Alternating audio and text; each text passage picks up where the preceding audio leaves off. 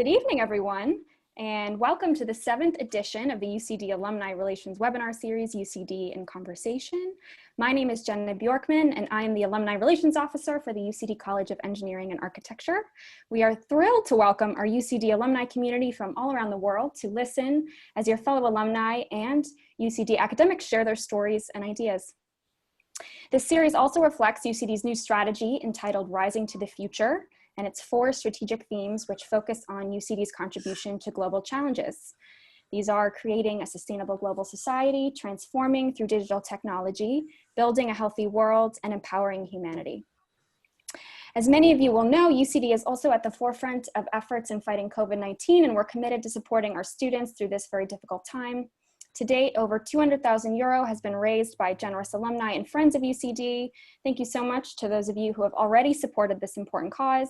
If you'd like to support our efforts to provide urgent financial and mental health support to those students who need it most, you can visit the link, which will be posted to the chat box in your own time.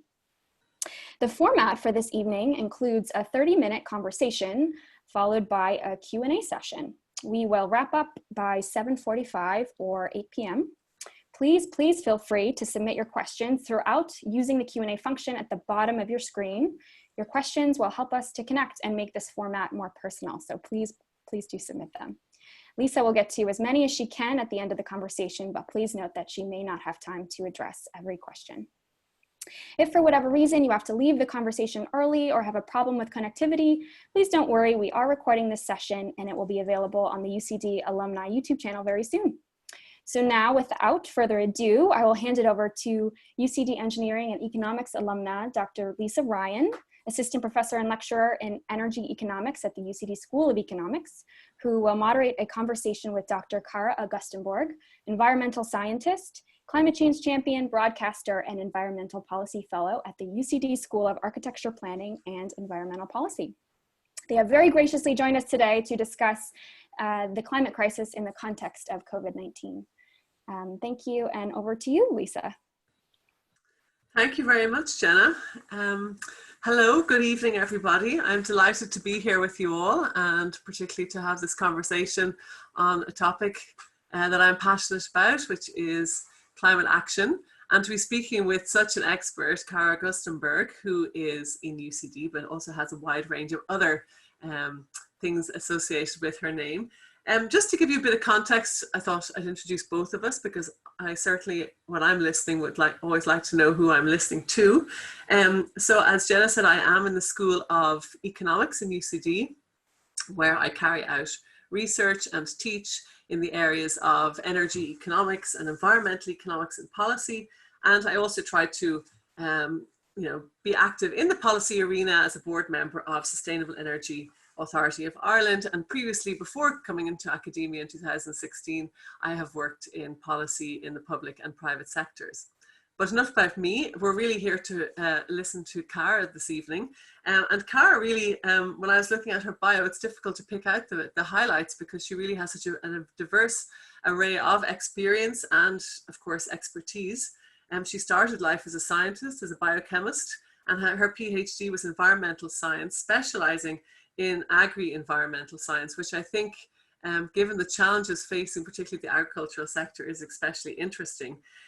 She's really widely recognized as an expert, and she was a ministerial appointee to the EPA advisory group, and is currently an appointee to the National Dialogue for Climate Action.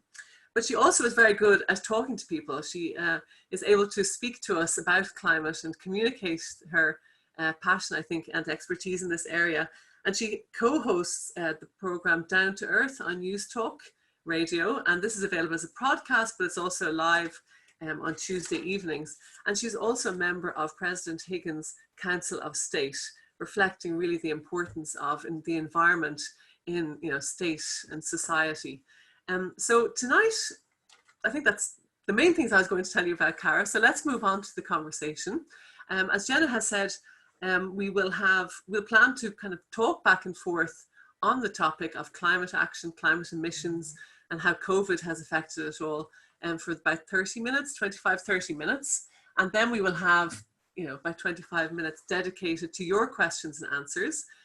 I'll be looking at the question and answers that are coming in that you will write in. Everybody is muted, so I'm afraid you can't jump in and say anything. And if you have a question, if when we're talking back and forth and you have a question or a comment relevant to that, I will try and keep an eye on the questions and answers during the conversation and try and pop them in as we go along. Otherwise, I will plan to stop at around 7:30 and just look at those questions and really pose your questions to Cara. So hopefully you'll get a chance to ask her the burning issues that are on your mind. Okay, so let's get started, Cara.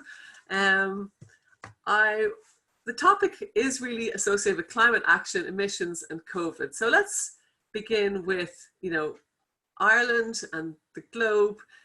We've had a lot of heartache associated with the COVID pandemic over the last, 4 months, in Ireland, maybe the last 3 months.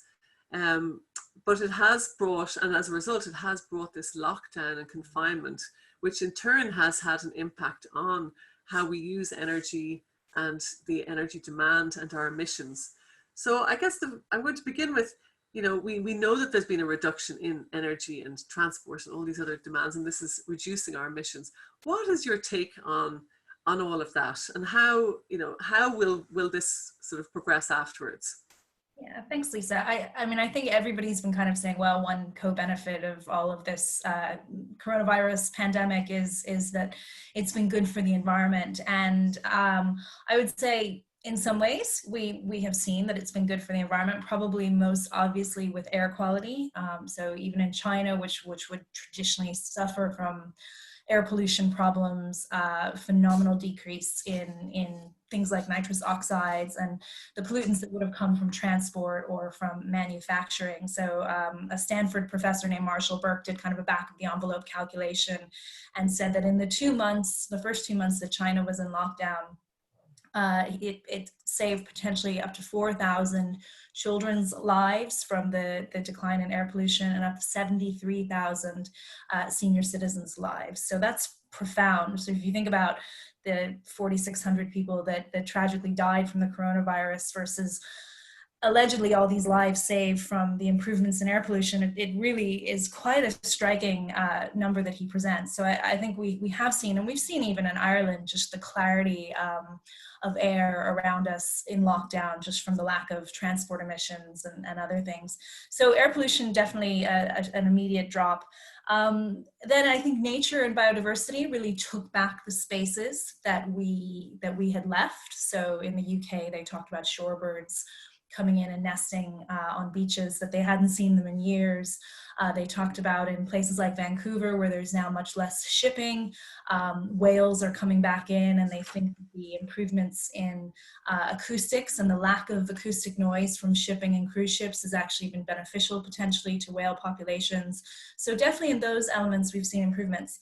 When it comes to climate and emissions, I'm less positive, because as you know yourself, emissions, we usually get that data about a year later. It takes a while to calculate that.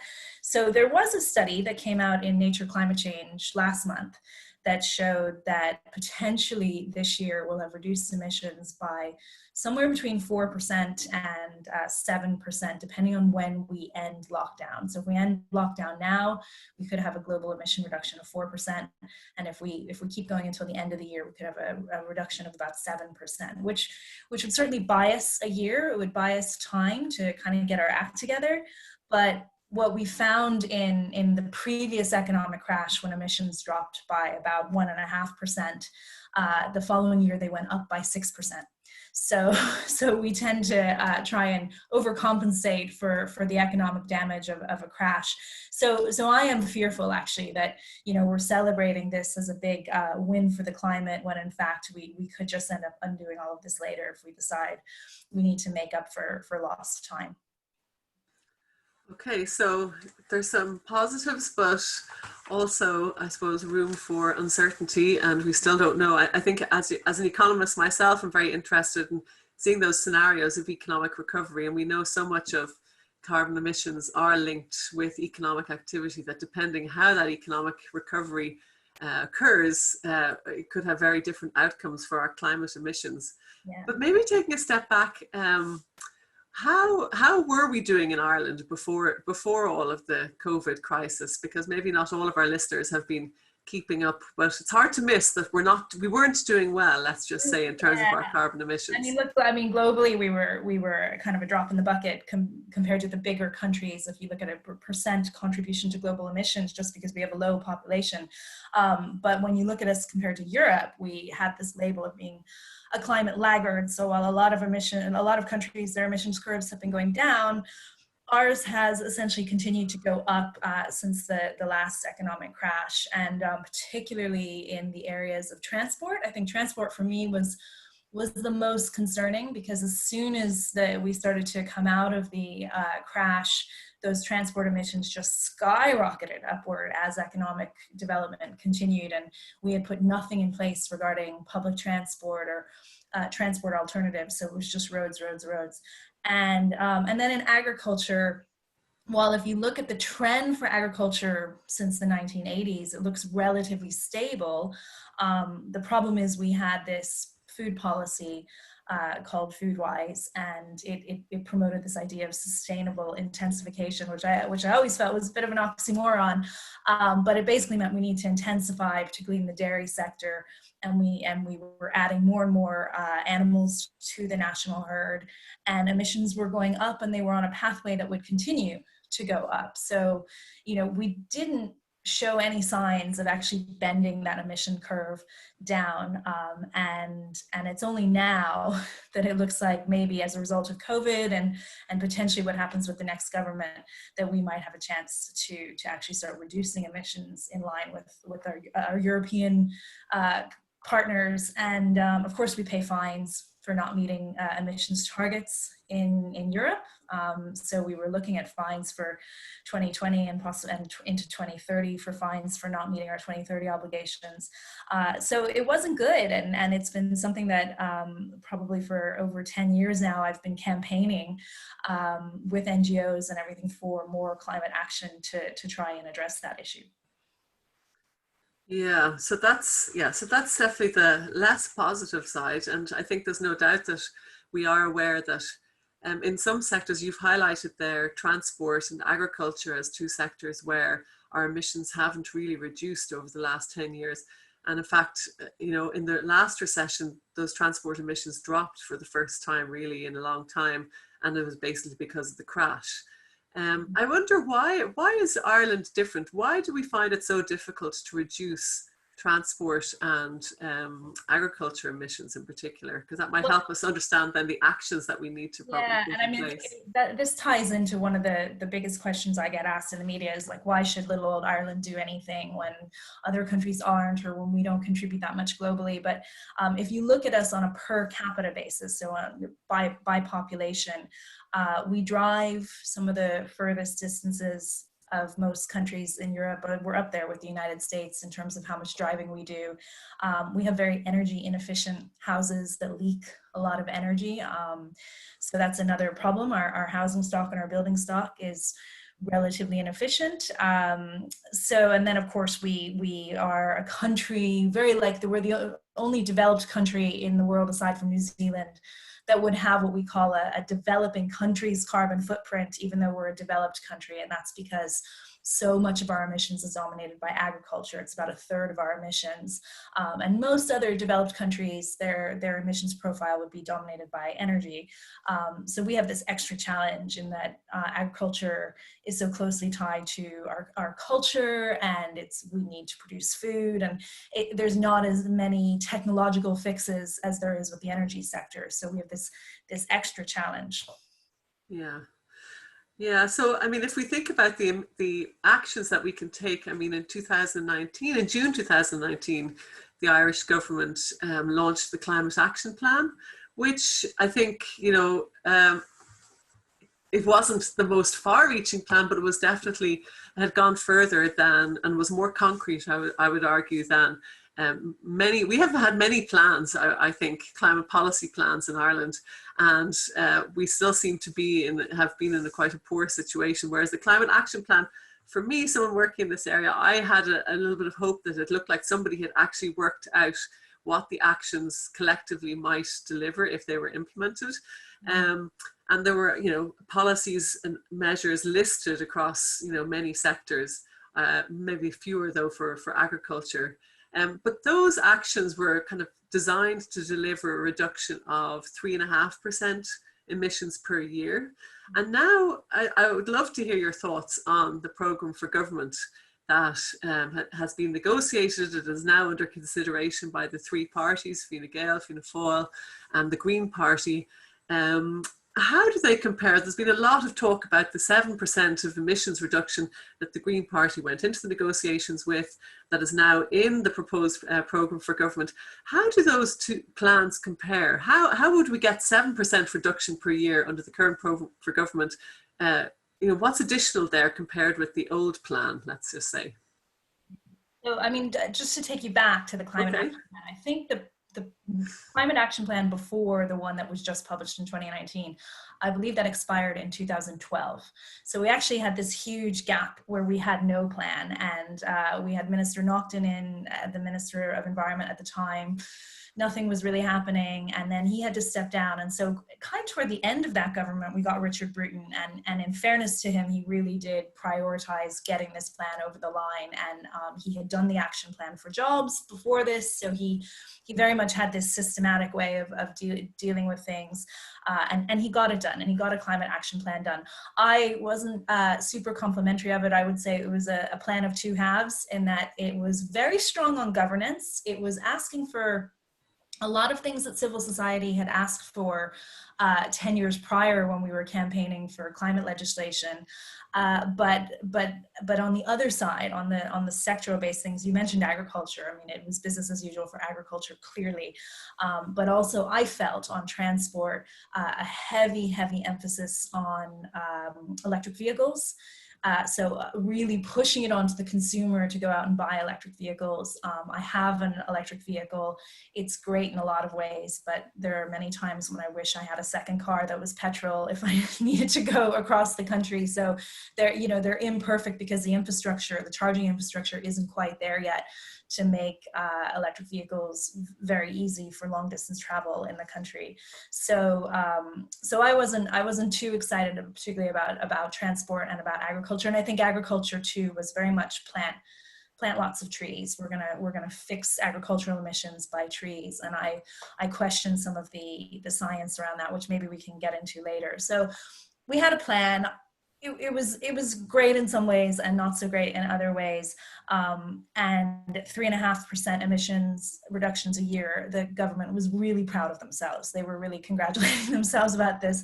And that would have been great 10 years ago. But unfortunately, because we've kicked the can down the road for so long, what it means is that now we have to do even more because we've left it so late. And so what the United Nations Environmental Programme is saying now is that in order to stay below this 2-degree average warming limit that we've set, that we have to reduce emissions on average in every country by about 7.6% a year. So that's on average. So that means that poor countries maybe could reduce a little less, and wealthier countries could reduce a little more. So civil society, before the election, the One Future campaign, was campaigning for an 8% reduction.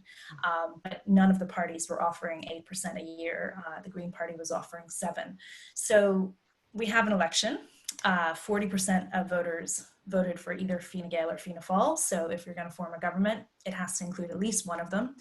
And so now we're in a situation where Fine Gael and Fianna Fáil and the Green Party have created a program for government which is being considered right now. And because the Green Party are involved, their red line issue was 7% emissions reductions per year. And that is in the program for government as an average per year broken up into 2 5-year budgets. So that's very exciting that that's in there. It wouldn't be in there otherwise. The other thing that's in there that's quite different from what we've seen in previous governments is a commitment to withdraw from the plan to build a liquid natural gas terminal in Shannon that would have taken fracked gas imported from the United States and kind of piped it through Europe. So it was listed in one of the projects of common interest in Europe, and it would have been heavily subsidized by the EU because of that. And so that was something that Fine Gael in the last government really supported. And now in this program for government, they have recognized that they can't do that if they want the Greens on board. And so they're withdrawing Shannon LNG from that project of common interest list. So that's really good. Civil society is saying that that means no LNG terminals in the country. They're also saying that means an end or a ban on imported fracked gas. So also, these are things that actually would position Ireland as a leader in climate action instead of a laggard. So that's really exciting. In fact, the European Green Party leader said that when he read the program for government this week, he had never seen as green a program for government as the one that Ireland's published, which is kind of astonishing when you think about where we've come from. So there's a lot in it that's really promising. There's some stuff that concerns me, but generally there's kind of green fingers throughout this whole program for government. And I think in things like transport and in energy and community energy and retrofit, it's system change. It's the kind of the scale of change that we actually need to achieve 7% a year. So that's all very positive too. And it's being considered right now by the three parties. So I kind of eavesdropped on the Green Party debate today to see how that was going. And the three parties will have to vote on it now to see if they go into coalition. Okay, and so specifically then, since transport and agriculture are such emissions generators, let's just say, what sort of changes could happen in transport and agriculture in the program for government that we might see that will deliver these emissions reductions? Yeah, the big one for transport, the one that the Green Party's always been calling for, is that we need to rethink how we fund transport. So in Ireland, we traditionally heavily fund road construction and very little with respect to what they call active transport, so cycling and walking, and then not much ambition on public transport either. So what they've got is a flip of a 2-to-1 spend on public transport over roads, and they've got a commitment for 20% spend on cycling and walking infrastructure. So to bring Ireland on par with the rest of Europe with respect to cycling infrastructure. So that would be definitely transformative, and they pretty much got everything they had in their manifesto when it comes to transport. So there was a clear win on their part. I think in agriculture, they made some compromises because it's a lot less ambitious. The language is a lot more vague. It's interesting, there was an all-party committee, a joint Oireachtas committee on climate action in the last government that was really interesting and hugely ambitious. And they were responding to the Citizens' Assembly on climate action on how Ireland could be a leader in climate. And they came up with a report to respond to that Citizens' Assembly. And it's the most ambitious report I've ever seen out of government, and particularly with respect to agriculture. It's the first document I've ever seen in Ireland that talks about the need to diversify agriculture with respect to climate risk. So in the UK, they've started to say, we need to diversify our agriculture, not only to reduce our emissions, but also just because when you have a risk, a good way to deal with that risk is to diversify.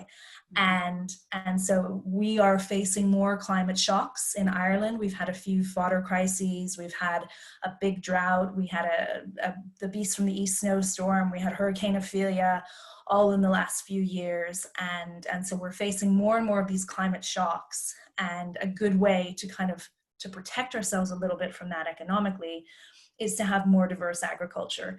And so the Joint Oireachtas Committee actually said, we need to look at diversification, we need to expand into things like horticulture a bit more. And unfortunately, the program for government doesn't even mention any of those recommendations. It really does kind of say, well, you know, we'll just find ways to support farmers to be more environmentally friendly, but no big system change in agriculture. So that's unfortunate, but I would say that because we have this overall ambition of 7% emissions reductions per year, and we have climate or carbon budgets set every 5 years, that's going to force agriculture to address their emissions. So putting that climate emissions reduction target into law is absolutely key and has to be done in the first 100 days, and everything will flow from that. Right. So sounds exhausting already, but no, I think it's very interesting. And the agriculture one, I don't like to harp on it, but I do sometimes wonder whether the reason that, countless documents, they don't really ever get to grips with it is because we don't have a silver bullet for agriculture. And we're very mindful that there's, that agriculture and the land is part of our Irish heritage. And so we need to think, as you say, about a system change maybe, and think about the opportunities that are there for the future and try and plan it as a forward-looking sector rather than just trying to hold on to what we have, which is sometimes the way I feel it's being perceived. Yeah, it's worth mentioning, like Ireland used to be heavily afforested, and then of course we lost most of our forests when the English were around, and we started growing grass, and we've got this thing in our head that that's what Ireland grows, but particularly with the changing climate, there's nothing to say we can't grow other things. And it's been really interesting when I've done shows on News Talk about, like last week I did one on hemp, because one of the things in the program for government is that they'll explore the idea of hemp production in Ireland. And I always get calls when I do things like hemp or forestry or bioenergy. I always get calls from farmers who are desperately looking for other enterprises. They know that animal agriculture contributes to climate change. They want to do the right thing. They're struggling to compete with intensive dairy. And so they would like other opportunities, but we can't get out of this idea that all we produce is beef and dairy. And I think we should be looking, horticulture is the fourth biggest sector within agriculture. And I think we should be facilitating that a lot more. Yeah. Do you worry, I think this brings me neatly on to the next thing that I wanted to ask you about is, do you worry about a just transition and how we can manage all of this? Because I see, often the discussion seems to be pitted urban against rural, but also whether carbon taxes are regressive, who's going to pay, this is just something that the poor are going to be paying. There's countless studies by economists showing that, you can design, you have to be careful when you design your carbon tax, but you can take account of these issues and make sure that they're not regressive, but on the contrary, use the revenue to support maybe increased retrofits, improve the social housing, different kind of ways. What kind of things are on your mind when you think about, a just transition and how society can move forward with climate action? Yeah, I first of all, I think that when you look at the kind of thing we need to do to address climate change, a lot of it has to happen in rural Ireland. So when we're talking about renewable energy systems, farmers having rooftop solar or getting some kind of energy from their livestock waste, it's all rural. So I've never seen climate action as being punitive to rural Ireland. I've actually seen it being a potential employer for rural Ireland. But I think where we've created this, and part of it is the media kind of creating this divide. But another part of it is because when we've talked about carbon tax, and I really do believe in environmental tax reform, and I believe that we should be charged for our resources and the resources we use, but maybe not taxed quite so much for working, which is something some of us would prefer not to do sometimes. So I think we should be charging for carbon. I think we should probably be charging something for some excess water use and everything. That's my own opinion.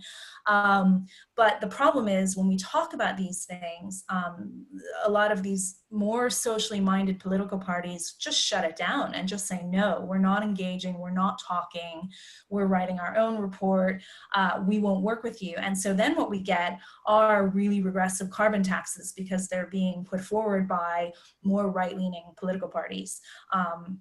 And we're starting to now see social justice organizations start to engage in how to design a tax, but up until now, they've tended to just shut it down and just say, no, we're opposed to it. But I think they realize now they can't, that the emissions situation has gotten so bad that this is going to happen, and they either engage with it and design it so that it is just and fair, or it's going to get created without them. And so things are starting to shift in that direction. The current program for government has now raised the carbon tax from €80 by a ton by 2030 to €100 a ton. That's not actually, that's going from €6 a year per ton to 7.5. It's not really hugely significant, but I think what bothers me about it is that they have allocated about 1.8 billion, I think is the number, to agriculture from the carbon tax. So this I don't understand. Like, we're already subsidizing agriculture through EU schemes, and now we're going to take some carbon tax money that people have given for transport or energy, and we're going to give more money to agriculture. I don't like that. I think it should go directly back to things to try and help people get out of energy poverty and get out of high carbon activities. Well, yeah, I mean, I think that's an interesting question. I think anytime we have things like carbon taxes, what's extremely interesting is what do you do with the revenue? And will it be used to alleviate social injustice, or invested in environmental activities? I guess you could argue that the 1.8 billion, if we're going back to agriculture, that it would be would be used to help make that transition to transition into more diverse agricultural activities. I'd rather see a tax on nitrogen fertilizer and then that money, but I just that money instead. Yeah. Yeah. We have 400,000 households living in fuel poverty here. So to me, the first thing you do with that carbon tax money is you get those 400,000 households in B2 energy rating houses, and then we don't know much about who's living in kind of transport fuel poverty. Who are the people who can't replace their cars with electric vehicles and have to drive long distances, and how do we compensate them for that, and not kind of impose extra charges on them? I never understood why we didn't tax new petrol and diesel vehicles a lot higher, which would kind of force people, like at this stage, if you're buying a petrol or diesel vehicle instead of an electric vehicle, I think you should have to pay heavily for that, because not only are you impacting climate, but you're also impacting air pollution, particularly if you buy a diesel one. So I don't really understand. I suppose it's some sort of car manufacturing lobby that's preventing that from happening. Well, I think we could think about a lot of things here, Cara, but I don't want to. So I guess the final point I wanted to raise with you, and I've been kind of keeping an eye on the questions coming in, and this has been raised by a few people as well, is on how, I mean, I think many of us here at least, or even those who aren't, what should we as individuals, how can we engage people? My own feeling, I lived in Germany, nearly 20 years ago now, that people there already since the 80s, there were all these environmental movements in Europe, and in Ireland, I think it kind of passed us by, and now then it was perceived as a niche issue, and now more and more people are becoming more interested, or maybe don't know how to start, but aren't sure how urgent it is. How can we, I suppose, engage ourselves and activate ourselves as citizens? And what can we do in the media? What kinds of training? What sort of ideas do you have in terms of trying to make this really mainstream, that everybody pulls together as a society on it? Yeah. Well, we're a little late to the party here. I grew up in America, and the environmental movement there started with Rachel Carson's book, Silent Spring, where she kind of blew the lid open on DDT pesticides and their impact on birds. And that was like what created Friends of the Earth there and everything. And here we were about 10 years later with Carnsore Point and people protesting nuclear, and then the protests around Wood Key, and the Viking preservation there and everything. So that's when our environmental movement started. So we're a little late, so we shouldn't be hard on ourselves because we're kind of late to the party.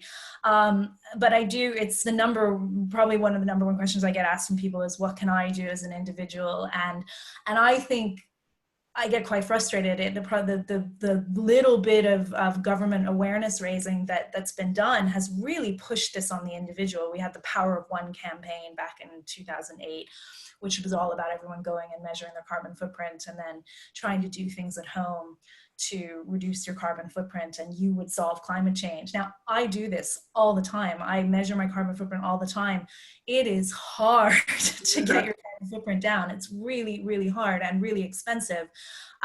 Even if you spend all the money you can to retrofit your house to A rating standard, and you give up your car and you go vegan, because our energy system still largely comes from fossil fuels. It's about 70% fossil fuels, I think, at the moment. You could correct me if I'm wrong there. You know, no matter what we do, as long as we're turning on the lights and heating our homes, our carbon footprint is high. And as long as our transport is fossil fuel based, our carbon footprint is high. So I get very frustrated with this idea that it's about the individual and behavioral change. And I like what Bill McKibben, who's a journalist in America, says. He always says the best thing an individual can do is stop being an individual. And what I mean by that is getting politically engaged and politically active. So, and in Ireland, I think we're very, very lucky. We have direct access to our politicians, and they have to entertain meetings with their constituents, and planting that idea in their head that climate change or environment is a priority issue for their constituents. That's what's brought us to the moment we're in now, this green wave in Ireland, where for the last few elections, climate change was one of the top 5 issues that every politician was getting on the doorsteps. And that was because civil society kept telling people, ask about climate change, ask about climate change. If there's anything you do, just ask about climate change. And I do think that that's been incredibly powerful. And we have all this social media and everything in this way of directly engaging with our politicians that we need to be using a lot more and being a lot more active in our political system. Yeah, okay. So I think they're the big questions that I had. I still think I'm very interested to see what is going to happen now with this, hopefully, next government. I hope we get a government soon. I'm sure you are too. Do you have any insights to how the Greens might vote? Maybe this is a bit cheeky. Yeah, I'm actually very positive. They were debating today, and they had just over 200 people request to speak, which they couldn't entertain all of them, but the breakdown of speakers was about 68% yes, and the rest no, so 32% no. So that it at least indicates a majority of people in favor. Now they have to get 2/3 of their voters, so they have to get about 1,300 yes votes for this to get through the line. But I got the impression from the people speaking that they were generally quite supportive. Okay, great. Well, I've got quite a few questions here, but 155 participants right now, which is fantastic. And about 30 questions that I probably haven't given, but I can cluster a few of them. There's quite a few come in about the cost of, you know, of acting on climate change and the program for government, that it hasn't been costed yet. Do we think, you know, that it's going to be possible to pay for it? A commentator on the national broadband plan, maybe we don't need that anymore, maybe we could use that money. We need it now. That, but that depends where you live in the country, I think, whether you agree. But so, you know, can we afford the program for government? There it is, directly from one of our... Yeah, it's funny. I mean, program for government is never costed. So I don't think it's usually a combination of the political parties' manifestos, and then it gets costed, you know, around the budget time or around other things. So I like, it is a risk, because it does look like there's kind of one for everybody in the audience, but it is in line with what the EU is doing right now with the whole Green New Deal. So, you know, they're trying to take this idea that Franklin Roosevelt had with the New Deal that helped America get out of the Great Depression, and it was around spending and providing relief for the poor and, you know, financial recovery and protection from future financial disasters. And they're doing that, and then they're adding this green lens to it and using the kind of renewable energy and the new technologies we have to make it a sustainable New Deal. And it is about borrowing. It's about green bonds, and now it's about COVID bonds. And I think the program for government is the same. They're saying, look, we know austerity doesn't work. Germany has learned austerity doesn't work. Austerity was imposed on us by Germany, largely in the EU. And I think this isn't like an austerity package, and it's definitely about spending and investing. And so we'll see how they fund it all. I don't know how they're going to fund it all, and transport alone, it's supposedly a maze to try and figure out where the money goes in transport.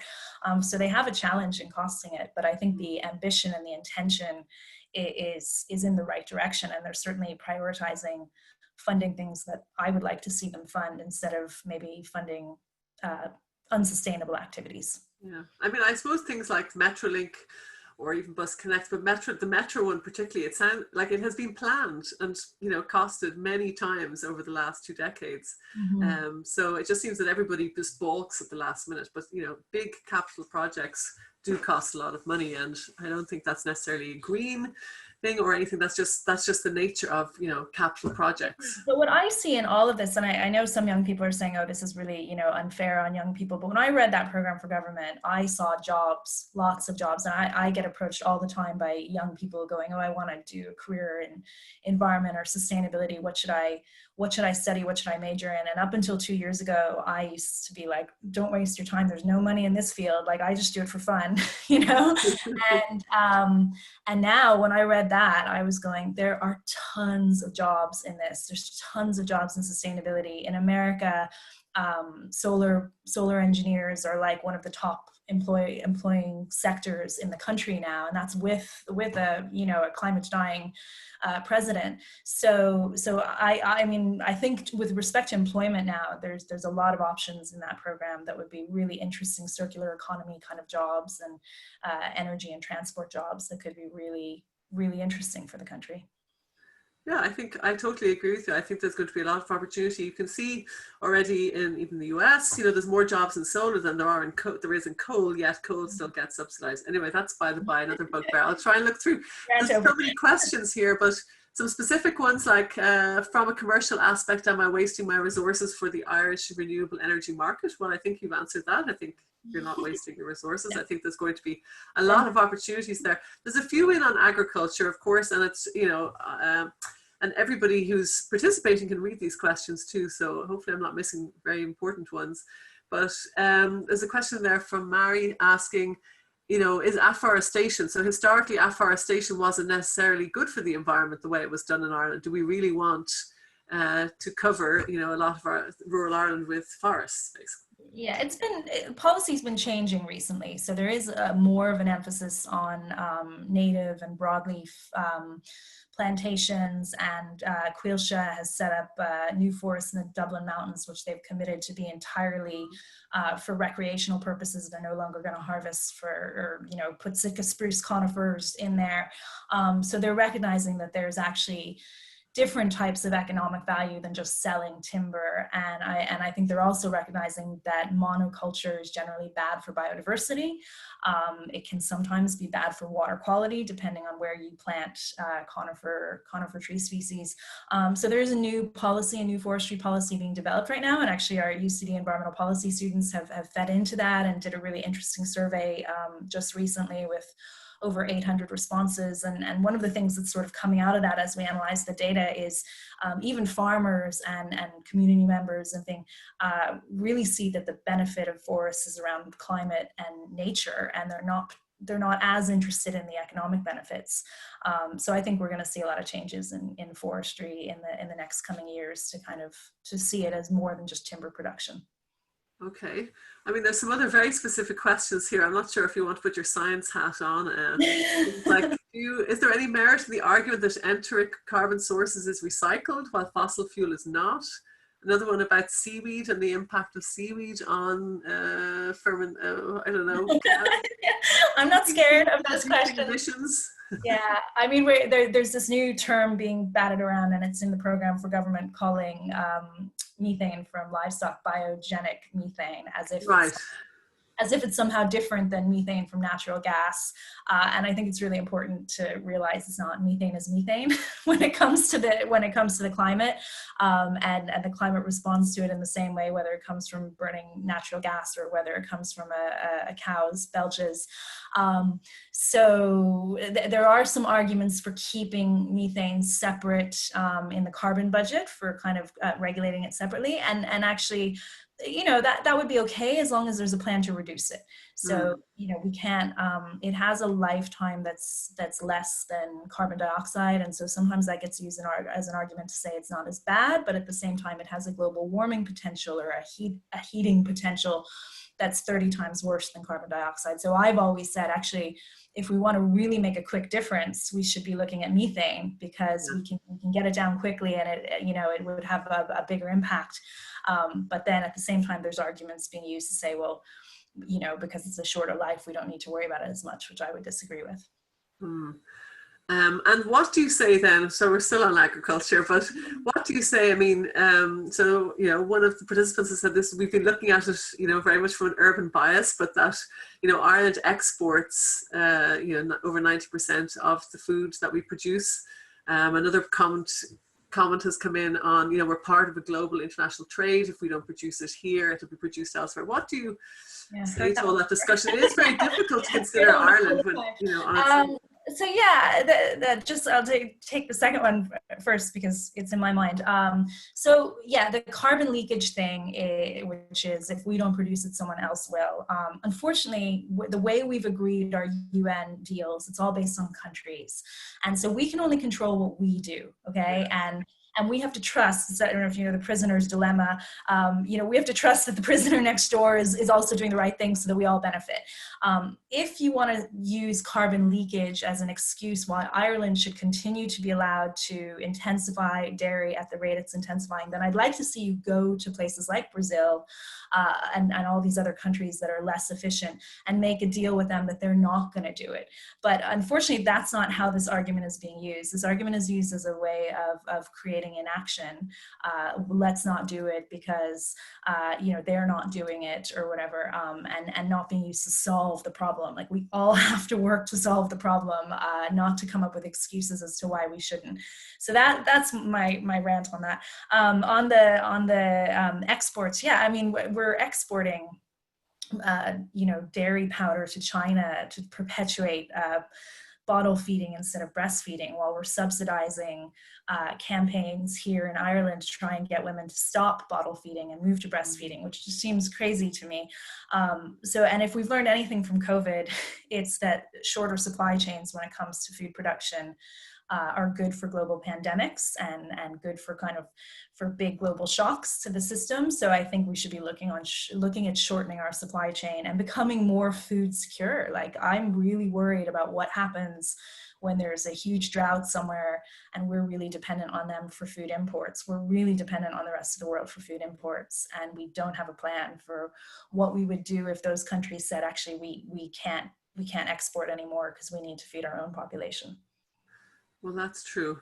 Well, I'm just going to find the final question, maybe, which, if returning back to our original topic, which was COVID and the pandemic, I suppose there's a few questions coming in commenting on, you know, we're heading into probably a financial recession globally, and in Ireland, I mean, there's going to be millions unemployed as a result of the actions that we've taken this year to lock down or to reduce the pandemic.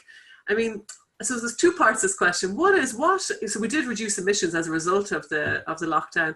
What things can we hold on to maybe that will keep our emissions reduced? And secondly, are you worried at all whether we'll continue with climate policy when we have, you know, a big economic recession going on? Yeah, I would really worry about having an election anytime soon, because I saw from the last economic recession, before the last crash, I was on the radio all the time. Everyone, you know, the economy was booming and it was cool to be green, and everyone wanted to know what they could do in their houses to be green. And then the recession hit and the phone stopped ringing and nobody cared for years. It was like nobody cared about climate change. It was all just unemployment and economic growth. And so I think if we had another election now, that might be reflected. And understandably, like, I consider it a privilege that I get to worry about climate change, because it means I don't have, some immediate financial or health crisis that's keeping me awake at night. So yeah, I think we kind of have to use this moment, because I don't know if we're going to have a program for government, anything like this, anytime soon. I do think we've obviously learned a little bit about our ability to work from home and our ability to have events like this, that normally if we had them live, people would be traveling from all over to go to them, and we'd have a lot fewer people engaging. So I think we've been forced to use technology the way we should have been using it before, and that's positive. And maybe we've learned we don't have to fly quite as much now, which would be great. I just saw there was a question in there about aviation. Air travel, yeah. Yeah, so there's some things to learn there. We're using a lot of energy in our houses by being here and working from home, and our homes maybe aren't as energy efficient as our office buildings. So I am worried about the effect on emissions from kind of household energy use as a result of this new way of living and working. But we've learned too that like we can sacrifice and we can radically change when the political will is there. So I think it's a wake-up call. I mean, this is the kind of thing we probably needed to do to address the climate and biodiversity crisis. So you know, there's good lessons in all of this that I think we could take forward, and just make sure that when we come out of this, we approach it with a green lens, and we don't bail out industries without making them reduce emissions in order to get that bailout money. Very good. Okay, well, I think we might leave it there. Jenna's probably wondering how long more we could possibly talk for. I think we could talk for a long time, but I'm sorry to everybody who sent in questions that we haven't got to. I've tried to at least hit on the main topics as I saw them, but there were still coming in. There's 58, so it's been quite hard to scan through them and ask questions at the same time. But so I'd like to thank all of you for participating, but also Cara for having such an enjoyable chat, and for giving us the benefit of all that expertise that she has gained over such a wide range. People think climate action, it's kind of a topic, but you know, you have to be familiar with so many sectors, an economist, a scientist, a social scientist, all at once when you're trying to answer these kinds of questions. So thank you very much for giving us your time. And now I guess I'll hand back to Jenna. I hope I haven't forgotten anything. What a fantastic conversation. A very big thank you from all of us in UCD Alumni Relations to Dr. Cara Augustenborg and Dr. Lisa Ryan for sharing their time with us this evening. And a very special thank you, as Lisa said, to all of you for tuning in and for all of your thoughtful questions. We would be delighted to hear your suggestions for future conversation topics. Simply email us at alumni@ucd.ie.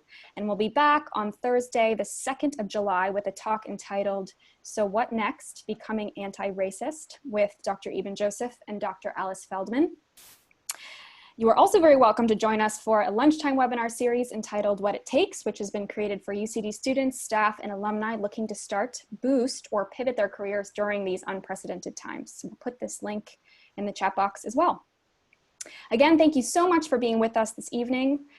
We look forward to welcoming you again to our next session, and please stay safe and well. Good night, everyone. Good night. Thank you very much. Thank you. Thanks, Lisa. Thanks, Carmen. Thank you all.